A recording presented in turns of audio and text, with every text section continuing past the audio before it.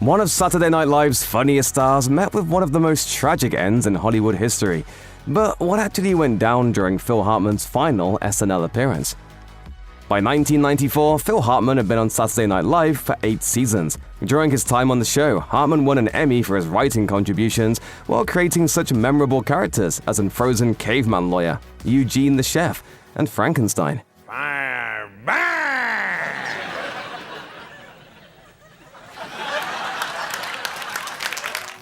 Hartman's impersonation of Bill Clinton also received recognition from the president himself, particularly one sketch in which Hartman's Clinton spoke to average Americans in a McDonald's.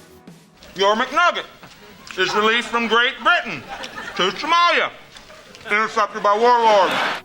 By the mid-90s, however, much of the cast Hartman knew and loved had moved on, leading Hartman himself to feel out of place. He said as much to Entertainment Weekly in 1994, citing the show's change in comedic tone as a reason for his departure.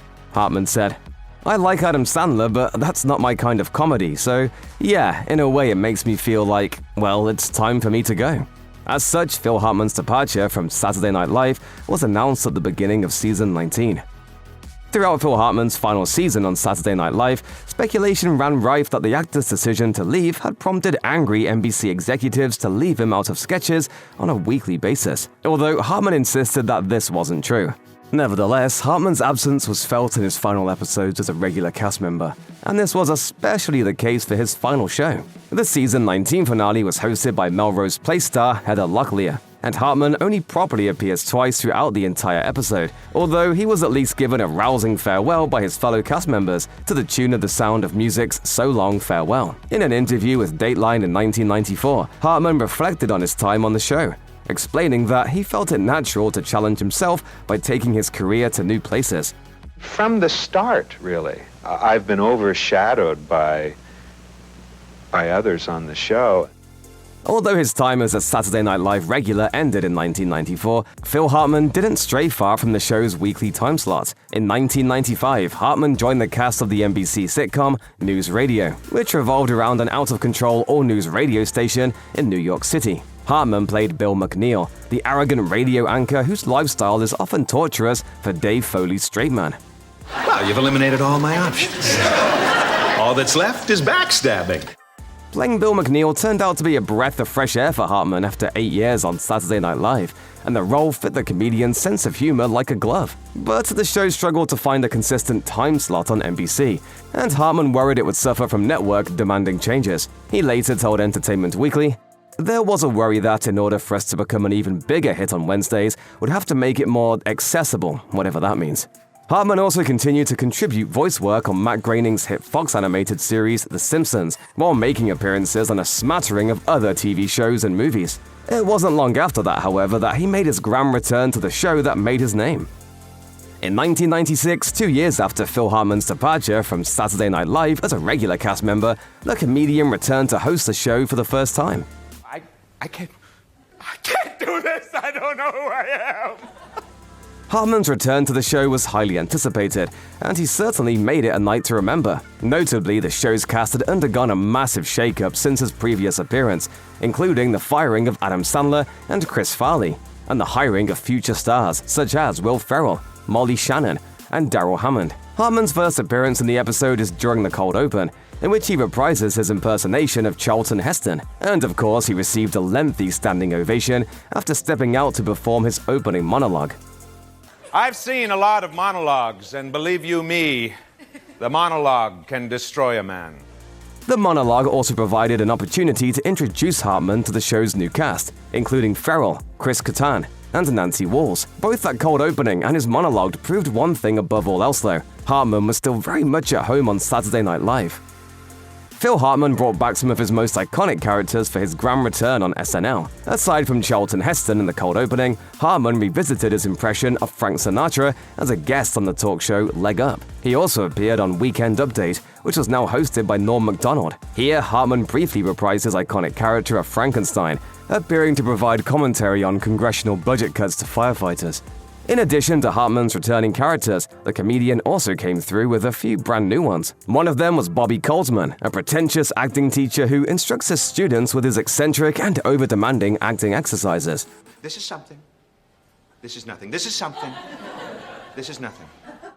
The Bobby Colesman sketch also gave Hartman a great opportunity to act one-on-one opposite the 1996 cast, including Will Ferrell, Molly Shannon, and Chris Kattan, who played his over-eager students. Yet these sketches paled in comparison to the most famous of them all.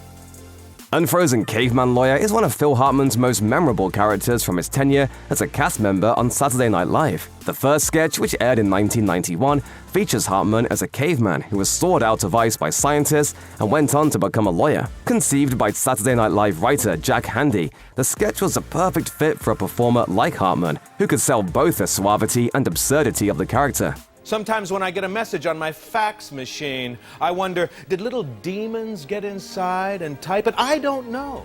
Although underrated at the time, this sketch has since become a cult classic for fans of the show. Hartman's first hosting gig reprised Unfrozen Caveman Lawyer in all his glory, and this wasn't his only appearance of the night. Following the commercial break after Unfrozen Caveman Lawyer, Hartman remained in costume as a character as he introduced a musical guest's second performance. If Hartman's regular presence on Saturday Night Live wasn't missed by 1996, Unfrozen Caveman Lawyer was the perfect reminder of the late performer's skill as a comedian. Fortunately, fans of Phil Hartman didn't have to wait too long to see the comedian return to host Saturday Night Live for a second time. Later in 1996, Hartman made another appearance as host in the following season's full lineup. This episode was much more routine for the sketch comedy veteran, possibly indicating that he may have returned to host many more times in the future, had things turned out differently. For instance, Hartman's monologue this time around was fairly simple. He gave a shout out to his family and made fun of himself for keeping busy with commercials and acting work. Because it's all about family.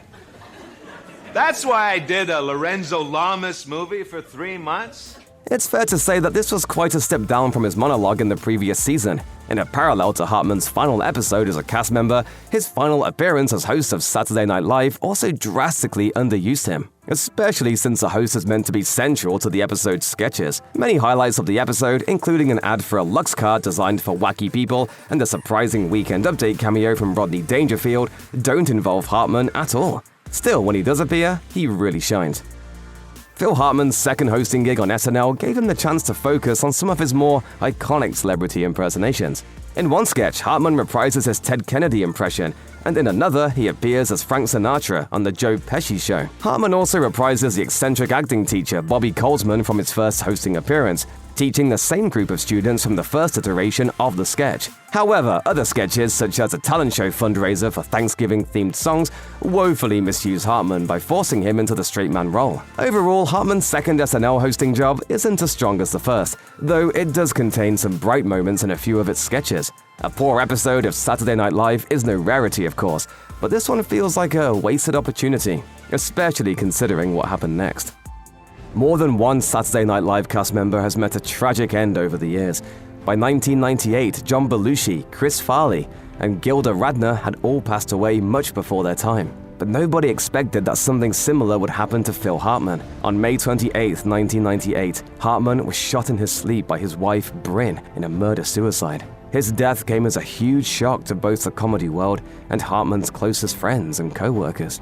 Though little is known about the actual events that transpired on that day, speculation soon arose concerning Bryn's relationship to drug abuse, as well as her feelings towards Hartman's increasing fame. Many of Hartman's closest friends gathered at John Lovett's house after learning of his passing, sharing in their disbelief over the fact that someone who created so much joy was suddenly gone. Since his death, Phil Hartman has been dearly missed by his former cast members at Saturday Night Live, as well as later performers who have come to respect the iconic comedian as one of the greats. NBC aired a special tribute episode a few months after Hartman's passing and compiled some of his best sketches into a Best of Phil Hartman DVD, released in 1998. On top of that, Hartman was included in the In Memoriam segment aired during the Saturday Night Live 40th anniversary special. Hartman's talent could never be replaced, of course, a fact that his former Saturday Night Live co-stars are all too aware of. In a recent episode of David Spade and Dana Carvey's Fly on the Wall podcast, guest Kevin Nealon spoke about the big star Hartman was supposed to become. I always wonder about the career Phil would have had too if he went on. I mean, certainly Tom Cruise wouldn't be where he is right now, that's for sure. Amazingly, some of Hartman's Saturday Night Live content has yet to be seen. Recently, Carvey shared an unaired SNL short featuring Hartman on his Twitter, which was the first time in a long time that the public has been able to watch new material from Hartman. Hopefully, it won't be the last.